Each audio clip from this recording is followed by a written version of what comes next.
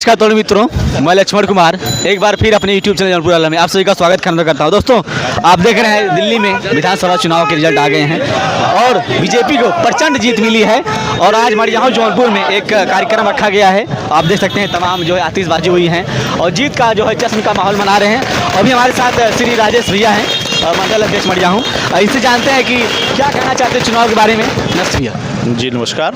कुछ बताइए आप चुनाव के बारे में। देखिए, आज का ये क्षण बहुत ही ऐतिहासिक है। दिल्ली की जनता ने धूर्त और धोखेबाज पार्टी को बाहर कर दिया है और देश के यशस्वी प्रधानमंत्री आदरणीय श्री नरेंद्र मोदी जी पर भरोसा जताया है।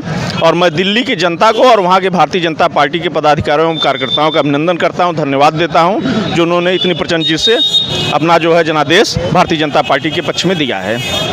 अरविंद केजरीवाल की सर हार हुई है और साथ साथ मनीष सिसोदिया जो बड़े मतलब चेहरे थे, दिग्गज नेता थे, उनकी भी हार हुई है। इसके बारे में क्या कहेंगे आप? देखिए, आप लंबे समय तक देश की जनता को गुमराह नहीं कर सकते हैं। उनके झूठे वादों और उनके कारनामों से वहाँ की जनता जो है ऊब चुकी थी और त्रस्त हो गई थी। वो जान चुकी थी कि इनके राज में न कोई विकास होना है न कुछ होना है। ये सिर्फ भटकाने की बात कर सकते हैं, भटकाने के मुद्दे पे बात होती थी।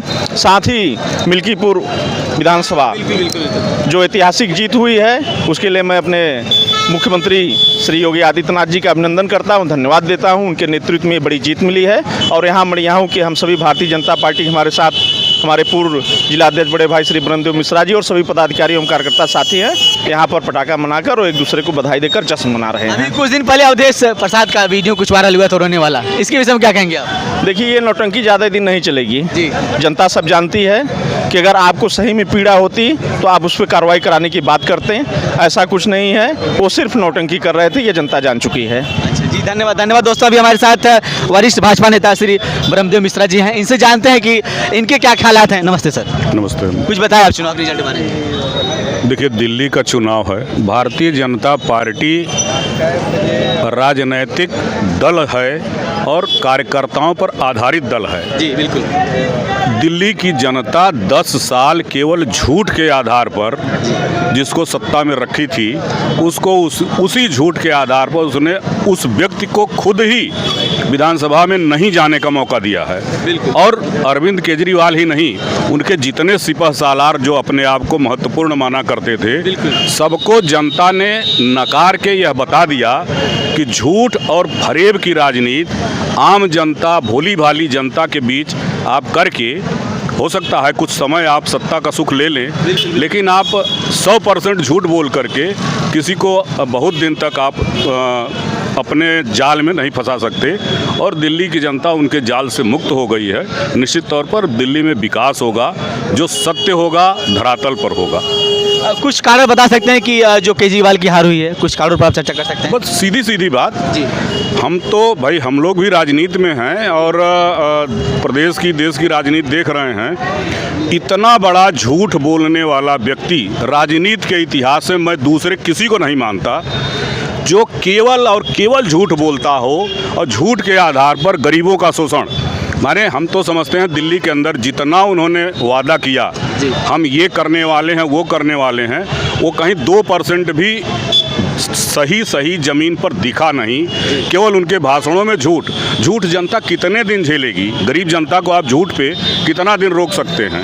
अंत में उसी जनता ने उनको खुद कह दिया कि अब तुम्हारी जगह यहाँ है, अब आप वहाँ जाके रहो।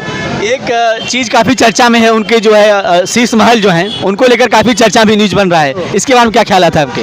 देखिए, जो व्यक्ति अपनी किसी बात पर 1 महीने रुक नहीं सकता तो शीश महल क्या, उसने तो हर चीज़ अपने चरित्र के विपरीत हर काम किया। मुख्यमंत्री बनते उसने कहा मैं इस छोटी गाड़ी में चलूँगा, इस छोटे मकान में रहूँगा, और बनने के बाद बड़ी गाड़ी बड़ा मकान। तो शीश महल तो उस आदमी का ख्वाब रहा होगा, लेकिन गरीब जनता को झूठ बोल करके आप कितने दिन आप झूठ बोलोगे भाई? और शीश महल बना के आपने सिद्ध कर दिया ना कि मैं अपने चाल और चरित्र से भिन्न व्यक्ति हूँ। सर, 27 साल बाद वापसी हुई है भाजपा की, तो क्या लगता है कि आगे बरकरार रहेगी? निश्चित तौर पर बरकरार रहेगी। भारतीय जनता पार्टी कार्यकर्ताओं की पार्टी है, किसी व्यक्ति की पार्टी नहीं है। एकमात्र राजनीतिक दल इस देश में है, मैं तो कहता हूं कि केवल भारतीय जनता पार्टी है। मैं आज यहाँ खड़ा हूं, आज राजेश सिंह यहाँ खड़े हैं, मनोज यहाँ खड़े हैं, इसमें से कोई राष्ट्रीय नेता भी बन सकता है, लेकिन ये केवल भारतीय जनता पार्टी में संभव है। और बाकी राजनीतिक दल आप जितने देख रहे हैं वो किसी व्यक्ति के नाम या किसी परिवार के नाम पे चल रही है। उस परिवार का अबोध बालक भी उस पार्टी का राष्ट्रीय अध्यक्ष बनता है, लेकिन भारतीय जनता पार्टी में संभव नहीं है। अभी सर आज मिल्कीपुर विधानसभा के उपचुनाव के रिजल्ट आए हैं, इसके बारे में क्या कहना है? क्या देखिए, योगी जी का विकास का कार्य है। जनता ने, हो सकता है कहीं लोकसभा में जिसने गलती की उसने सुधार दिया, मिल्कीपुर विधानसभा को बुरी तरह हरा करके बता दिया कि हमसे थोड़ी गलती हुई है, आगे ऐसा नहीं होने वाला है। योगी जी जिस प्रकार से जनता के बीच कार्य कर रहे हैं, मोदी जी जो जनता के बीच व्यवस्था दे रहे हैं या जो एक विकास की बात हो रही है, वो अन्य राजनीतिक दल करने की न हैसियत में है न करेगा। उसके सोच विचार से भिन्न विकास की बातें होती हैं। तो योगी जी और मोदी जी के ही प्रयास से और भारतीय जनता पार्टी के कार्यकर्ताओं का अतिक परिश्रम है जो मिल्कीपुर में ये रिजल्ट आया है। सर बटेंगे तो कटेंगे, ये नारा कितना मतलब आगे मतलब योगी को जीत के में शामिल किया? निश्चित तौर पर हर जगह ये लागू होता है, अगर हम बटेंगे तो कटेंगे ही, बटेंगे तो कटेंगे, ये सत्य है और इसको सबको स्वीकार करना चाहिए। जी अभी सर 10 रिजल्ट आ चुके हैं विधानसभा के, लगभग मिल्कीपुर को लेकर आ गए हैं, और इससे क्या 2027 का कुछ आप आंकड़ा लगा सकते हैं या कुछ अनुमान बता सकते हैं? जनता विकास के साथ है, जनता योगी मोदी के कार्य को देख रही है, जनता जान रही है कि वो दिन रात परिवार के पीछे नहीं चल रहे हैं, समाज के लिए ही जी रहे हैं। जी बिल्कुल। ऐसे व्यक्ति को जनता छोड़ने के मूड में तो हमको नहीं लगता कि होगी।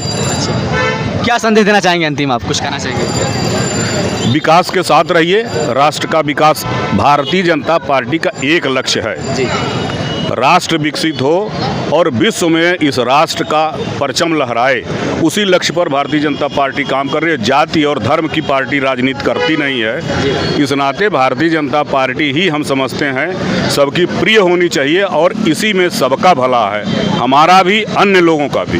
धन्यवाद दोस्तों। देखेंगे कि लगातार जो है तमाम प्रचंड जीत हुई है भाजपा की। अभी हम लोग मड़ियाहू हैं, मड़ियाहू विधानसभा में, पीछे आप देखेंगे कोतवाली है और तमाम जो है लगातार वीडियो आ रहे हैं। कुछ अंतिम संदेश हम मंडल अध्यक्ष हैं राजेश भैया से उनसे पूछते हैं, क्या कहना चाहेंगे आप? कुछ देखिए, आज के अवसर पर मैं इतना ही कहना चाहूँगा कि देश की और प्रदेश की जनता भारतीय जनता पार्टी की नीतियों का समर्थन करें, क्योंकि सुशासन और विकास और राष्ट्रवाद हमारे यहाँ नेशन फर्स्ट है। भारतीय जनता पार्टी के लिए राष्ट्र सर्वोपरि है, इसलिए हम सभी को एकजुट होकर भारतीय जनता पार्टी के पक्ष में जितने भी चुनाव आगामी आने वाले हैं सब मतदान करें। चलिए धन्यवाद दोस्तों। चलिए लगातार ऐसे हम लोग वीडियो दिखाते रहेंगे, तो चैनल जुड़े रहें। जय गाँव जय जौनपुर जय भारत। धन्यवाद, नमस्कार।